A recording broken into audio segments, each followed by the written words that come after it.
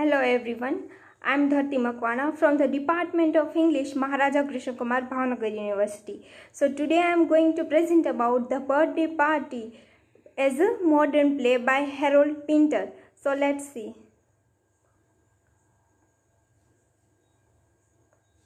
Horald Pinter, who was born on 1930 and died on 2008, and he was a playwright, director, actor, poet and a social activist. So he was also a Nobel laureate of 2005.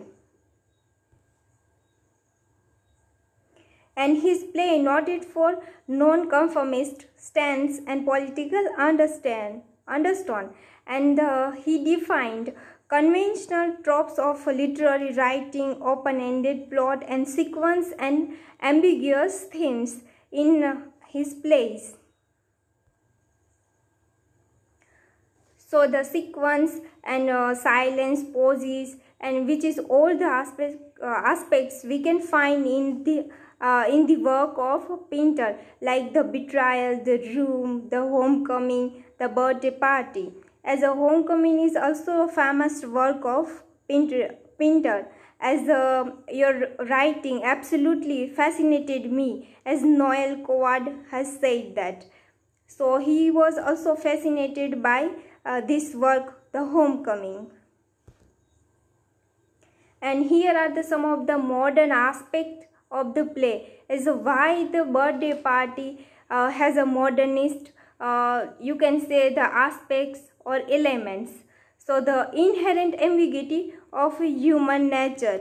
Here the character feels threatened by unable forces, so they can feel that the inherent ambiguity of the human nature, and so the categorization and acquires never levels of significance, and there is also illogical characters motivated by unknown reasons. Like there is a Stanley, Meg, Lulu. There is sometimes they have no any reason for doing such a things. Still they are doing illogical things, or which can we say that no, it's like meaningless. Like a fear generated by the looming menace of the contributor to the elements of humor, like truth posed as a construct, and the play explore the shifting realm of reality. So here the question is that what is the comedy of Menace? So here the answer of this question is like the tragedy with a comic elements, that called as a comedy of Menace. So who has coined this term? So the Irving Coward, who has coined this term as the fear generated by the looming menace, and as this aspect we can find in the birthday party. So some of the major dramatists who is associated with this kind of a genre is like Horald Pinter, David Campton, Nigel Dennis and N.F. Simpson. These all are the dramatists who is associated with it, and also he has used in their works. So the birthday party as a comedy of Menace. How can we find the comedy of Menace in birthday party? So the hints of Menace permits the play, as like Pinter did not believe in such a categorization. Still the Stanley conservations rife with the veiled threats and impending danger. So this can be found in this play, as the Pinter has asserted in their work, as some kind of characters are threats and they are in a danger as like the Stanley is in this play, as nevertheless the play exhibit the traits of comedy of Menace. So Stanley sometimes also the helplessness they feel, like some of the characters are also like helpless. The Goldberg, but why it is that before you do a job you are all over the place, and when you are doing the job you are as cool as a whistle. So like this sentence as told by the Goldberg to Stanley about their job. So this sentence also indicate the comedy of Menace in this play. So another one is the Pinterian silence and pauses. How the Pinterian silence and pauses we can find in this play. So the Pinterian silence and the pauses as like a deeper significance of action. So the Pinter's pauses and silence also asserted the significance which create from the deeper actions which is done by the character in their place, as like the silence enhance the menace and the inability to communicate, which is also indicate the character of Stanley, as like Stanley's mysterious past is hinted at by his poses, and he was also won't be able to communicate properly, and they always he wants to remain silent in some of the acts.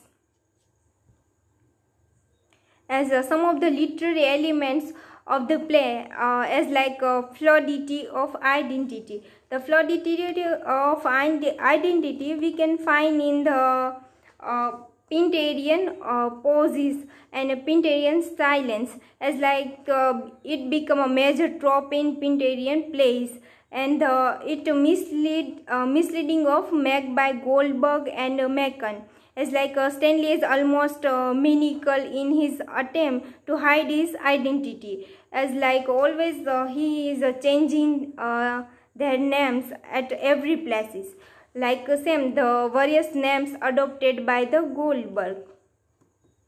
So the even character knows his ulterior motives, and the Goldberg and Macon deliberately they mislead Meg regarding their identity, and the Goldberg's past also appears more like careful cultivated fable, and this is all about it. And so the because of it the Goldberg always change their name at every places.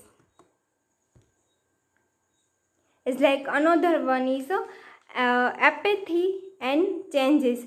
So how can we say that apathy and changes which had taken a place in the play? So the Meg's comforting web of deceit, that means the Meg Akbar change and remain comforting web of deceit, as like she become a symbol of fixity. Meg and Lulu also indicate this. So the house become an extension of Meg's self and unwillingness to change, like their life become an endless cycle of repetitive patterns. Like same the PT and Meg's monotonous life also asserted this kind of or also represent this kind of monotonous acts, like Meg's relationship with the PT also remain stand throughout in the play. Another one is misogyny and violence. So how can we say that characters are dealing with the misogyny and violence, such a kind of things? So the character seems to advocate the absolute chaos by their inconsistent words and actions. Like same the Max is presented as a slightly delusion and the lack of coherence in the stories of Stanley and Goldberg. So the confusion is created deliberately so as to mask the truth. So how can the truths come out afterwards? Some kind of a struggle and some of the critical situation. So the Stanley is rude and dismissive towards Meg. This we can agree with it, because whenever the Stanley comes in front of the Meg, at the time Meg who wants to convince him to talk with her, as like it is hinted that Stanley is being hunted for a crime that is related to women, as like Lulu become an object for the sexual gratification by some of the characters from the play, as like Stanley is rude and dismissive toward Meg. That is also indicate this kind of a sexual gratification, or female characters are not portrayed in a positive light. That means it's not a good condition. Is like Pinter has not narrated and he has not given the power and the freedom to female character as has given to the man. So this is, we can find the patriarchy society, or also the male has a dominant space and female are marginalized. So the Goldberg deliberately devises Meg. So the Lulu becomes object for sexual gratification, and the two female characters are marginalized and reduced to the level of stereotypes. Like Sam, Meg is demonized, and Lulu is portrayed as the brainless sex doll. Like female characters are in that way portrayed by Pinter. So now I'm came to the conclusion that what I have understand and what I'm going to present and what I have presented. So the play ends on a note of ambivalence. We can find the ambivalence in the play, and we also can say that is this play is a fact or fantasy. So you can give the answer of this question. So the Pinter deliberately leaves the play open-ended, and the fluidity and narration and action which is we can find in this play by the Pinter, as I have already said, that and indicate level of identity that can be found in the contemporary world as well. So the remain a truth literary classic. So we can say that how the truth work well, or how the characters are indicate their situation, and how they have a different personality with the associated with the society. So it also indicate the how this kind of people are living in that kind of society. So this is the all about the birthday party. So this is the citations, and thank you all of you.